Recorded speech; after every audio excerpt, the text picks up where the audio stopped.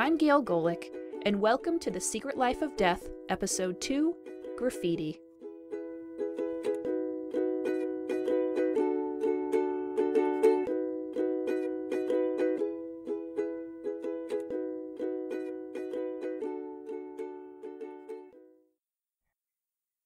First the Griswolds, then the Dodges, now the Riches?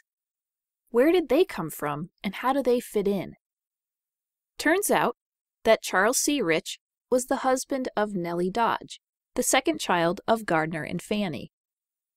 Charles Rich, wife Nellie, and their daughter Mary actually lived at the tavern with Nellie's family, showing up there on the 1860 census, and were likely still living at the tavern in 1862 during Charles's military service, hence the letter being found in the house. So, what of this Charles C. Rich, who went AWOL in Washington, D.C. while on assignment procuring horses? Information on Charles's early life is scant. He was born in 1830 near Freeport, Maine. At the time of his marriage to Nellie Dodge in 1858, his profession was listed as bootmaker. As to his Civil War military service, Private Charles C. Rich enlisted in the Army in the fall of 1861, and by Christmas was gone off to train with the 1st New Hampshire Cavalry. By March of 1862, Charles and his company had been sent to Washington, D.C., serving as part of the 1st Rhode Island Cavalry within the Army of the Potomac. But by the middle of May, Charles had already deserted. Why? It's hard to say. Desertion was a notorious problem during the Civil War for North and South alike. The extreme battlefield conditions quickly took their toll on the average enlisted man. But Charles Rich had only arrived in Washington 2 months prior to his desertion and had yet to see any military action, and his excursion into Washington, D.C. to buy horses doesn't come across as sounding terribly stressful. It would seem as though Charles had decided he had already had enough and just walked off, hoping to blend into the city. But blending proved more difficult than Charles Rich had expected. He shows up among Union military documents as an inmate at Forest Hall Prison in February 1863, where he was held on counts of desertion. A letter documenting his transfer from one prison to another was still in his file at the National Archives. Forest Hall Prison, Georgetown, District of Columbia, February 2nd, 1863. Captain, I send you Charles Rich, deserter from Company M of the 1st Rhode Island Cavalry, for safekeeping. He has been in arrest at the old Capitol Prison and elsewhere, but has invariably succeeded in getting off. He had on his person a forged discharge, which I have in my possession. Please hold him until such time as we send away a squad to Hooker's army, when I will relieve you of all the rare birds turned over from this prison. Very respectfully, your obedient servant, Thomas Chamberlain, Major, 150th Pennsylvania Volunteers.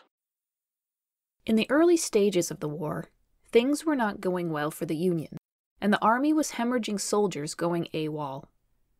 Traditionally, deserters were either shot or hanged, but President Lincoln decided it was not in the interest of Army or national morale to hang or shoot men who deserted.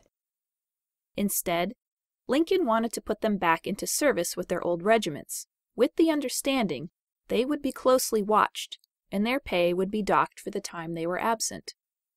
Major Chamberlain himself covers this issue in another publication, his History of the 150th Pennsylvania Volunteers. He stated that the Forest Hall Prison mentioned in Rich's transfer letter was occupied as a depot for deserters arrested in all parts of the country. From this point, after the examination and identification, the prisoners were sent, from time to time, under guard, to the regiments to which they belonged.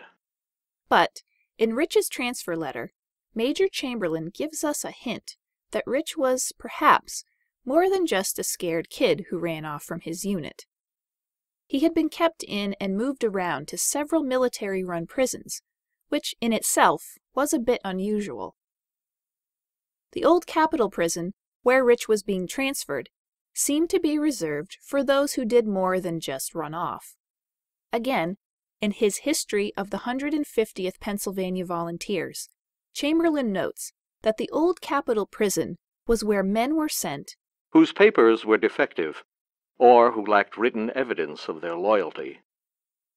Throughout the Civil War, the old Capitol Prison was used to house Confederate POWs, prostitutes, political prisoners, Union officers convicted of insubordination, and spies.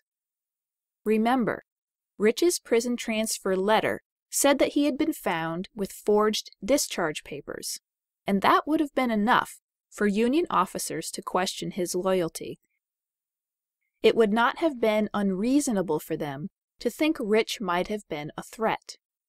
At best, his desertion came across as foolhardy, and at worst, potential espionage. During the winter of 1863, the Union was preparing for their spring and summer campaigns, which were going to require as many able-bodied soldiers as they could find. Major Chamberlain and the 150th Pennsylvania were gearing up to leave Washington for the front by mid-February, the same time as Charles Rich's transfer to the old Capitol Prison. The Union Army was consolidating its AWOL prisoners and perhaps expediting the review of their files in order to release as many soldiers as possible back into service for the battle season that lay ahead. Private Rich's credentials must have eventually checked out, because at some point he was released from the old Capitol Prison and sent back to the 1st New Hampshire Cavalry, where he served until the end of the war, mustering out in July of 1865. For the service he did render, he was paid $100. It's not clear if he was put back into service in the spring of 1863 as Major Chamberlain and other forces began to mobilize. If so, he may have participated in some of the most brutal battles of the whole war. In 1863 alone, Rich's regiment, the 1st New Hampshire Cavalry, fought at Chancellorsville in May and Gettysburg in June.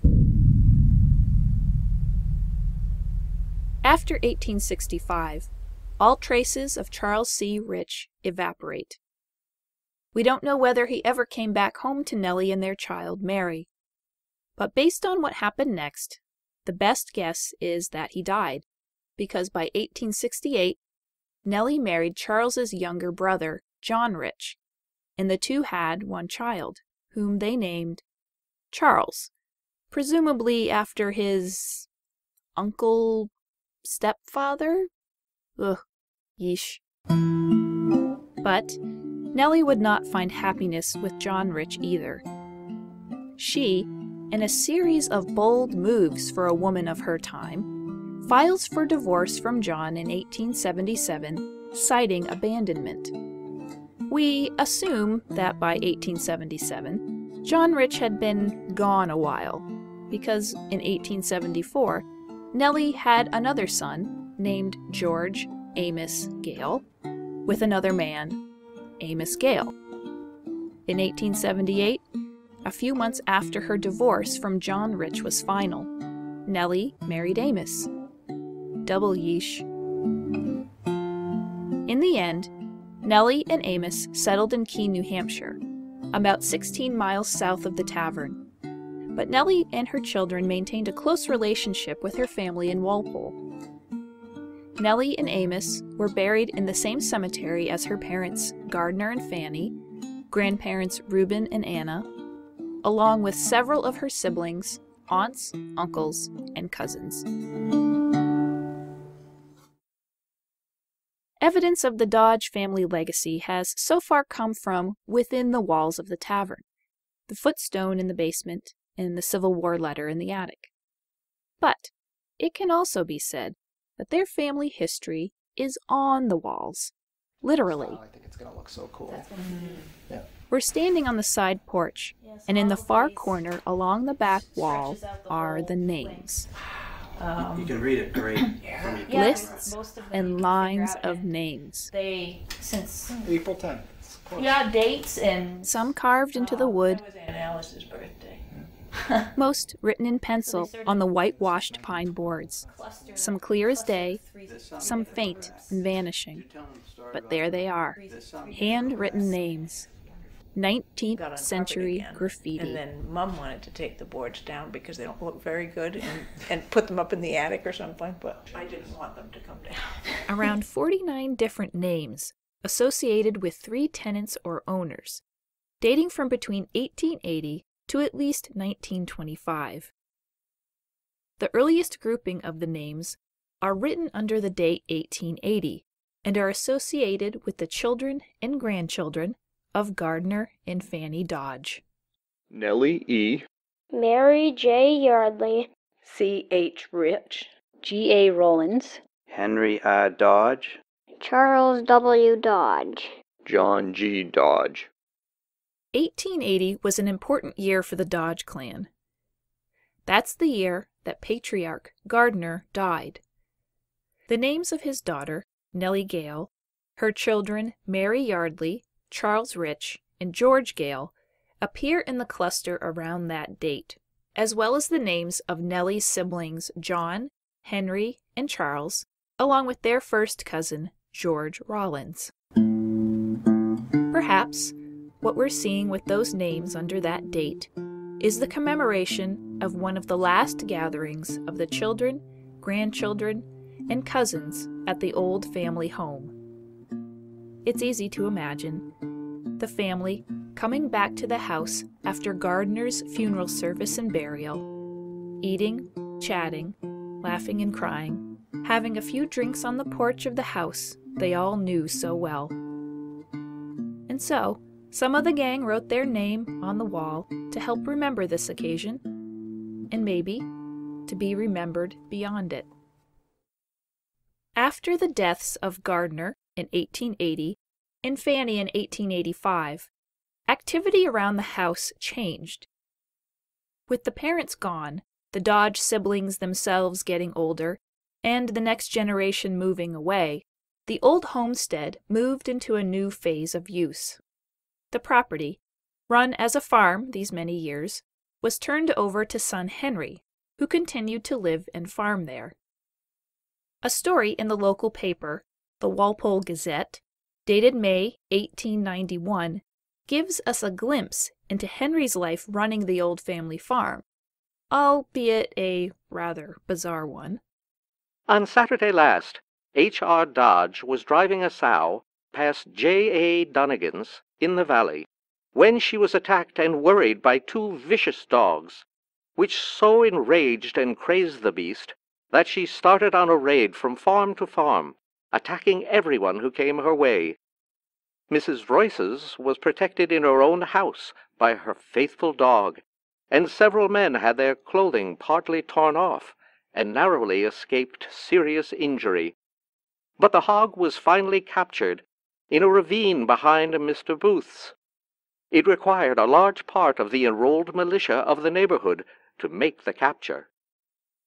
Ah, yes, the old parable of the militia and the rampaging pig. If I had a dime. By the 1900 census, there's no record of Henry living at the house. Strangely, there's no record of him anywhere, probably an oversight. And instead, living at the tavern is a Harry Jewett and his family. Harry Jewett was the nephew of Henry Dodge, and his occupation was listed as teamster, not farmer. So, who was keeping up with the farm? Maybe Henry? Maybe no one. It's a scenario emblematic of a wider trend. What we see happening here at the tavern around 1900 is the same sorry story endured by the rest of rural New England. Family lines dying out. As the older generations began dying off, there were no younger family members willing or able to take over the family homestead. Many of the younger people had migrated out west or to the cities, and a surprising number of people in Henry Dodge's generation, Henry included, never married, and therefore had no children to pass the estate on to. By 1900, the Dodge Tavern was 100 years old, and its management in decline. The big, once prosperous family farm began to wither into an empty hulk. Local John Prentice recalled this turn-of-the-century transition in his remembrances about the valley. It is interesting how productive these old farms were, and that their owners were able to raise large families. It's surprising how many fine old New England families leave no descendants. It is a sad thought. Though Henry didn't show up in the 1900 census, we do know he was somewhere in Walpole, because he dies there in 1908. After his death, the tavern was sold to Daniel and Margaret O'Brien. The O'Briens owned several houses in the area, and never lived at the Dodge Tavern themselves, but instead rented it out to various tenants. It's during the O'Brien ownership that the second group of names was added to the graffiti wall on the porch. Frank S. Catherine Griffin and Chad. Melina Elizabeth Podwin. Catherine Griffin. James Doucette. Annie Doucette. Catherine and Dan. Dan Rattray. Alice McNutt. Between 1908 and 1918, the tavern was rented out at separate times to sister and brother Elizabeth Rattray McNutt and James Rattray. Based on those names written on the graffiti wall, their large extended family of children, cousins, aunts, and uncles also gathered at the tavern, or, at the very least, on the porch. The McNutts and Rattrays were Canadian immigrants and part of an interesting demographic shift in New England at the turn of the century. Just as families like the Dodges were petering out, new waves of immigrants came to take their place in both the cities and the countryside. Along with the French, Irish, Poles, Italians, Germans, the Rattray McNutt clan settled with their extended family in Walpole, New Hampshire, and rented homes in various parts of town throughout the years, making their way doing carpentry work or picking up day labor jobs. In 1910, James Rattray, his wife Margaret, and James's father Alexander were living at the tavern, and sister Elizabeth McNutt was living in the valley, only a few houses up from her relatives. During this time, the tavern was being rented out as a farm and living space, but the house still had its impressive second-floor expandable rooms, which were, up until the 1920s, being rented out for community dances. We know this from the preserved diaries of Roxana McNutt Thompson, the third daughter of former tenants Elizabeth and Everett McNutt. Roxana Louise McNutt, or Roxy, was born in 1897 in Walpole and lived in various rented homes around town, including the tavern. In 1916, at the age of 18, she married Henry Thompson, another kid from the valley. By the next year, Roxana and Henry had a child, Henry Jr., and they were living in the valley not far from the tavern. Roxy's diary entries document her daily activities and the comings and goings of her friends and family. At first glance, they seem quaint. She cleaned the kitchen. Henry fixed a window. Her parents came over for dinner. But on second reading, we begin to get a sense of what life was like here in the valley during the late 19-teens and early 1920s. There was no electricity here, no telephones, and cars and trucks were not terribly common, so people relied on each other for help and entertainment. People were visiting each other constantly, daily, sometimes back and forth to each other's houses a couple times a day. Socializing was key to their community here. Local John Prentice remembered, Recreation was mostly of a social sort. social visits from house to house. The younger members visited, often getting together evenings. But dances were the highlight of social life for these rural communities. In the year 1919 alone, Roxy mentions some 15 dances being given around town, 5 of which were at the tavern. One of the first dances of 1919 was given at the tavern, or Valley Hall as it was also referred. Roxy and her family spent a week preparing for the dance. Sunday, January 5th, 1919. Cold, 4 degrees below. Katie, Henry, and I went up home and took a load of goods up to the tavern, preparing for a dance. We all worked there cleaning, setting up stoves and making seats, etc. Velnor and Dad were there too, besides all of us girls. Wednesday, January 8th, warm, did my work and went after the mail and over to Flora's. Emma was over there and we visited and had coffee and cocoa and cake and donuts. Junior had a fine time playing with Mary after she got home. They washed the floor in the Valley Hall today.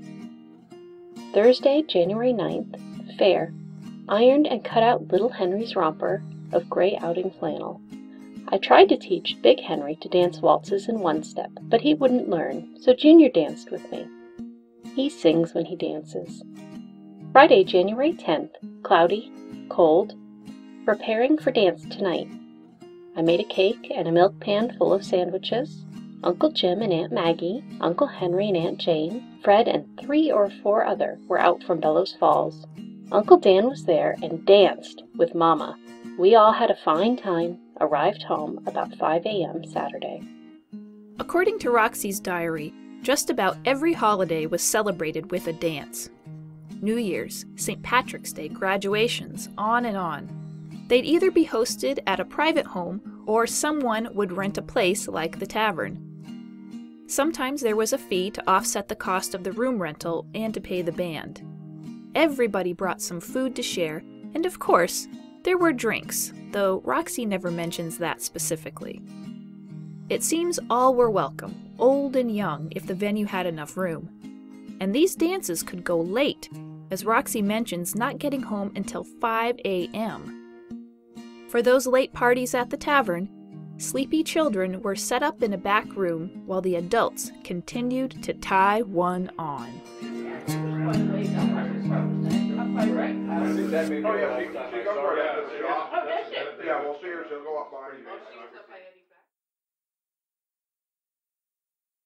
Along with all the dances at the tavern in 1919, new tenants took up residence.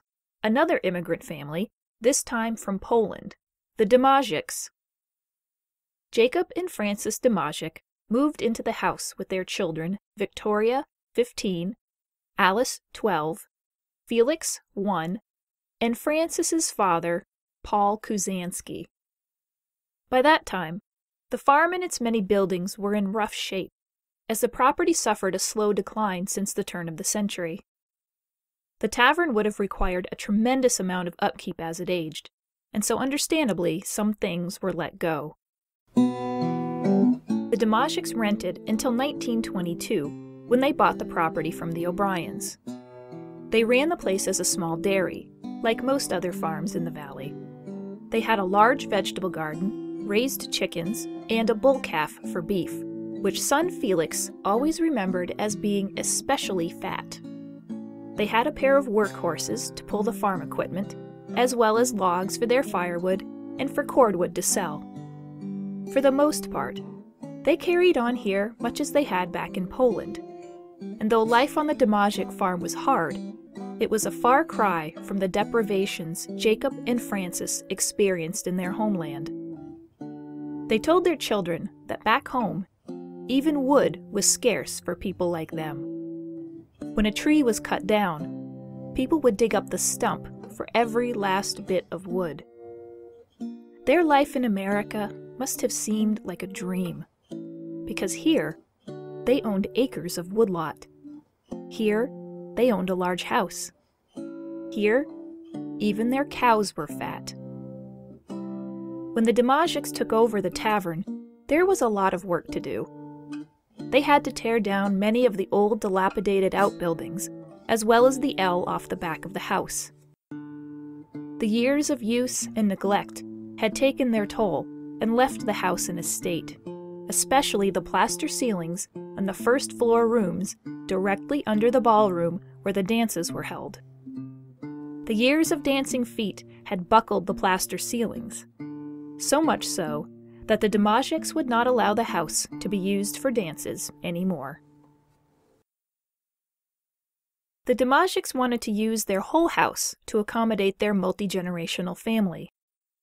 And although the Dodge Tavern never hosted a community dance again, it still played host to gatherings of the young Domajic girls and their friends, as commemorated by the third group of names on the graffiti wall.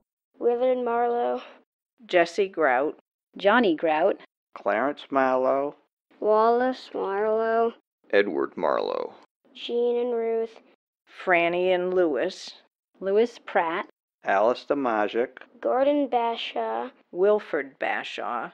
The people listed in that grouping were all residents of the valley around 1920, schoolmates and friends of teenagers Victoria and Alice Domajic. There's another set of names presented in boy-girl pairs with a large heart drawn around the entire grouping. Wilford B., Alice D., Edwin B., Blanche L., Joseph K., Victoria K., Herbert W., and Mary K. Are we looking at the love interests of the Domajic girls and their friends? That seems plausible, as Victoria Domajic became Victoria K. after marrying Joe Kilburn in 1922, but none of the other pairings resulted in marriages, and by all accounts, the rest of the boy-girl matches were between people who were absolute polar opposites. So, probably just the girls joking and teasing one another about boys. Some things never change. In 1930, Victoria and Joe and their 4 children were living at the tavern along with parents Jacob and Francis, as well as their youngest, 13-year-old son Felix. By 1940, Victoria and her family had moved to a house of their own in Walpole, leaving Jacob, Francis, and Felix at the tavern running their dairy farm.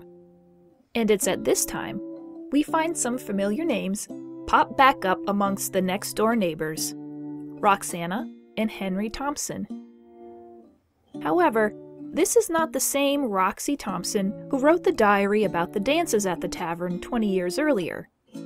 This 1940 census entry is for Henry Sr. and his daughters, Roxana and Harriet, as well as Henry Sr.'s sister, Emma Boynton. Henry Jr. was still in town, but married with a family of his own. Mother Roxy was, well, there's more to her story. After we left Roxy McNutt Thompson and her diary of the dances in 1919, her life got very busy. She made entries towards the end of August and all throughout September about feeling sick, having headaches and stomach aches and feeling exhausted. She obliquely references these issues for weeks until September 21st, 1919. I don't feel very well. We all went up home to dinner. I didn't have to tell Mama the good news. She knew it before I told her. Little Henry is a darling. He will hug me and kiss me and ask if I am sick. Big Henry makes tea for me every morning and takes it upstairs for me. He is awful good to me. Looking back from the future, we know how the story ends, so it's fun to see their lives unfold in real time, hint by hint, knowing what's coming. Another baby, daughter Roxana. Over the next few years, in addition to Henry Jr. and daughter Roxana, there would be a third child born, Harriet. The family would move from the valley and the community where they had spent their whole lives up to that point, when Henry Sr. got a job managing an orchard in Bennington, Vermont. Of course, there's a flip side to knowing how a story ends. Knowing what else is coming for the Thompsons, we are acutely aware of all that Roxy left out of her diary. Roxy's pains, headaches, and tiredness were not all the result of her pregnancy. She was also sick with tuberculosis, likely infected when her older sister Mary died from TB in 1911. Roxy struggled to keep up with the demands of her life and would even be confined to a sanitarium for a while after Harriet's birth in 1921. Roxy eventually left the sanitarium and made it back to their home at the Bennington, Vermont orchard Henry Sr. managed, but she vowed never to be separated from her children again. A subsequent diary covers her convalescence and their life in Bennington, where Roxy talks of spending much of her time over the winter of 1925 to 26 bundled up in a bed set up on the porch. Bed rest and exposure to dry, fresh air was the standard treatment for TB in the pre-antibiotic era. Doctors could only treat the symptoms and believed that rest and clean air helped calm the illness and comfort the patients. Roxy's diary entries that winter are just as straightforward as before. Weather, the kids, what they ate, who stopped by for a visit, but they were sporadic. Friday, February 12, 1926. Great day. Sun shone all day long. Was out all day. Dr. Hurley came up. My right lung has been bothering me. He says my right lung is worse. He gave me some medicine to stop my cough. Mrs. Brennenstall came down in PM. Henry got me some fillers for my sputum box. No letters today. The next and final diary entry is dated Monday, February 15th, 1926. A tear-stained page with one sentence at the top, written in husband Henry's hand. Dear Roxy, has gone.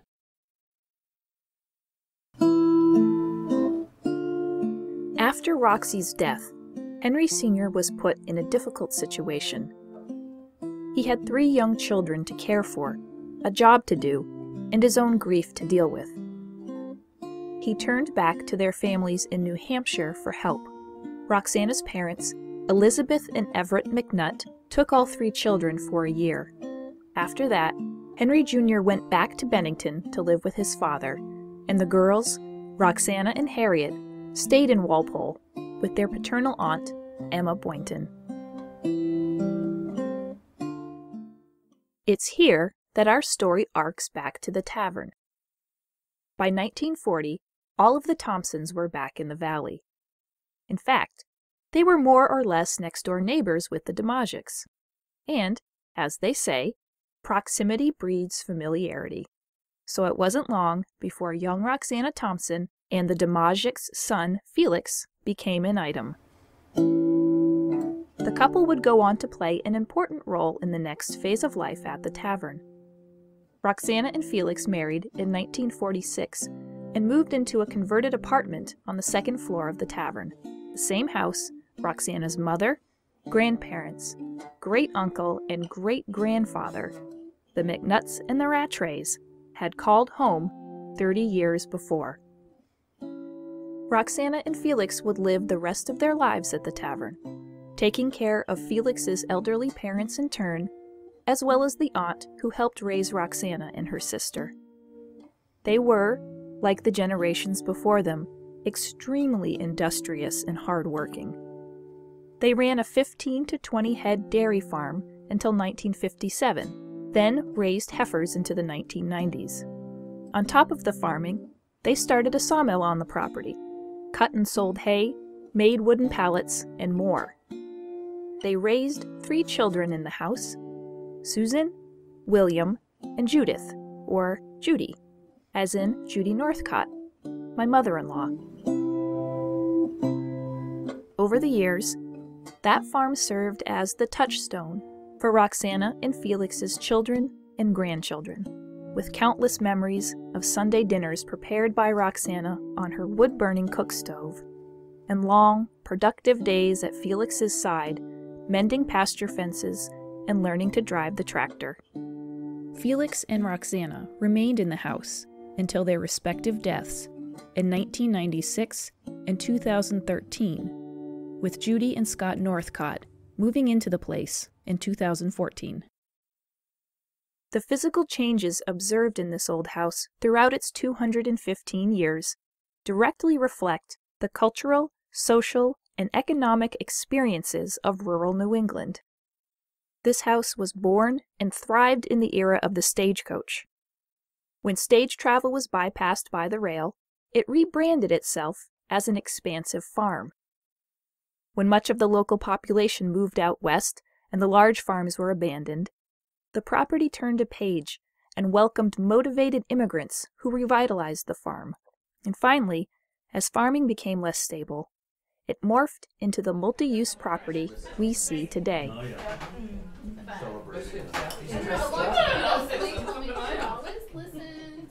It's October, and tonight, the tavern is hosting a haunted house, put together by the 7th generation of the family to consider this place home. For months, the nephews and their Grammy have turned 3 floors of this house into a series of terrifying tableaus. All must enter, and no one is spared from running the gauntlet. Those traditions of sharing, visiting, and gathering seem to transcend time. We add ours to the millions of personal moments witnessed by this house, the details of which have evaporated with time. If you're sentimental, you can think about how many laughs were had around a card table, how many barrels of rum and cider were rolled across these floors, how many babies were born here, how many people died. This home is the anchor of our family, as it was no doubt the anchor to the Griswolds and the Dodges before us.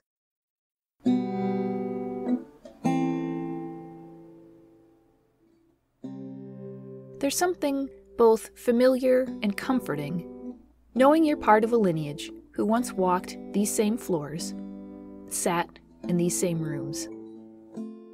It's a connection that, even in this modern age, humans yearn for. We seek it out, in fact. In the 1970s, a man named Vernon Rich stopped by the house in search of that connection. He came to the place that still bears his family's name, the Dodge Tavern. The very place the names of his father, uncle, aunt, grandmother, and cousins cover the graffiti wall, and his great-grandfather's footstone lay hidden in the cellar. Vernon was likely inspired to come by his own family's stories. Enough so to go to a place he had never been, knock on the door of a stranger, for a chance to walk the floors and sit in the rooms where his family once lived and breathed.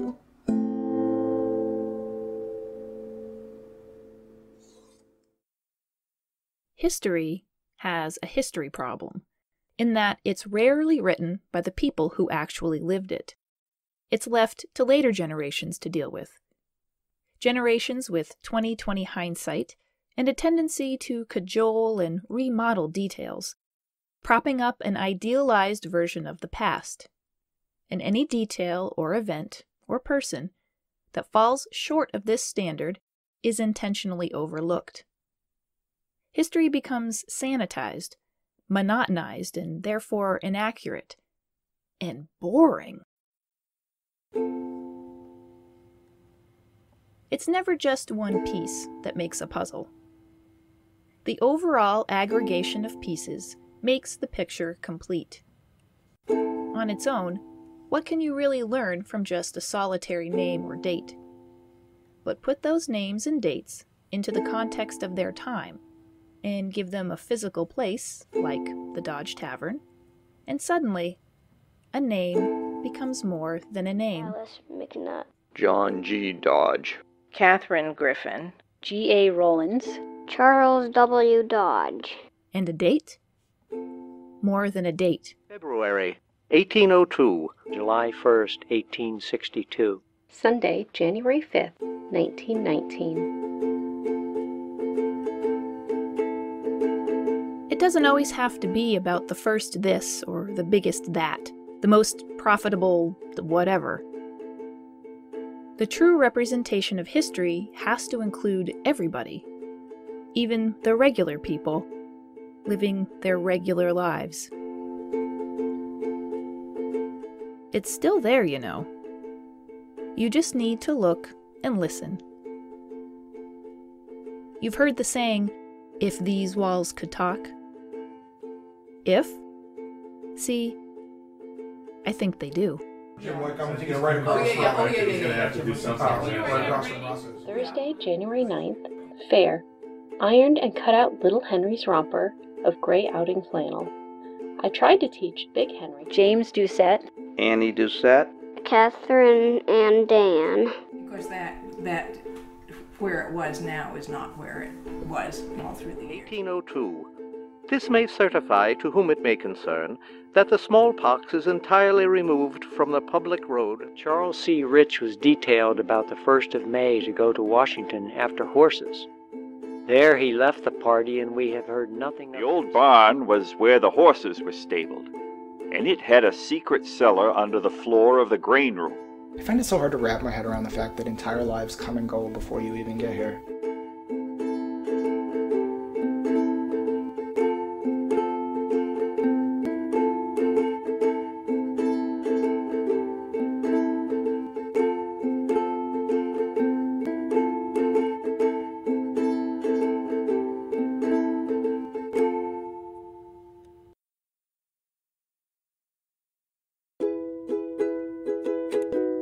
Hey there, nerds! You've made it to the end of The Secret Life of Death, Episode 2, Graffiti, Part 2. Special thanks due for this episode. Historical consultant, Matt Labby. Voice actors, Tom Durnford, Jim Schofield, Jim Bockham, Teresa Janison, Judy Northcott, Scott Northcott, Chris Northcott, Kate Northcott, David Northcott, and Matthew Northcott. Original musical compositions. Percussion and guitar by Jennifer Vanell. Ukulele by Gail Golec. Musical performances. Percussion by Jennifer Vanell at Denver Percussion in Denver, Colorado. Visit them at www.denverpercussion.com or call at 720-219-9758. Guitar was performed by Jennifer Vanell at Badger Studios in Denver, Colorado. Ukulele by Gail Golec. If you're interested in more fun with us here at The Secret Life of Death, I don't know, is that even possible? Find us on Facebook at www.facebook.com/The Secret Life of Death / for weekly posts about my cemetery travels. Thanks again, everyone!